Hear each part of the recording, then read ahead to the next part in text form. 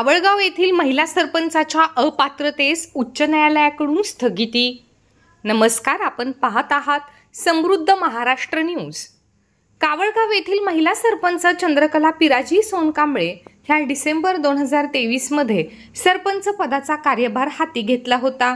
त्यानंतर 6 महिन्यात त्यांच्या विरुद्ध गावातील राजकीय सुडातून शासकीय जागेवर अतिक्रमण केल्याचे आरोप करीत जिल्हाधिकारी नांदेड यांच्याकडे तक्रार केली होती।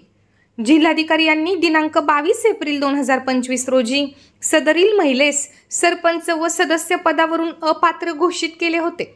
त्याविरुद्ध माननीय विभागीय आयुक्त छत्रपती संभाजीनगर यांच्याकडे अपील केले होते।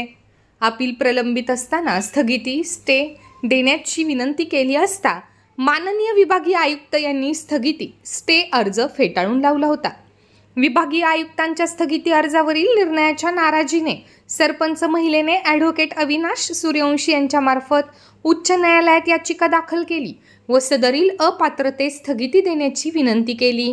सदरील प्रकरण माननीय न्यायमूर्ती S.G. चपळगावकर यांच्यासमोर सुनावणीस आले असता माननीय न्यायालयाने सरपंच महिलेच्या जिल्हाधिकारी व विभागीय आयुक्त यांच्या आदेशास स्थगिती दिली।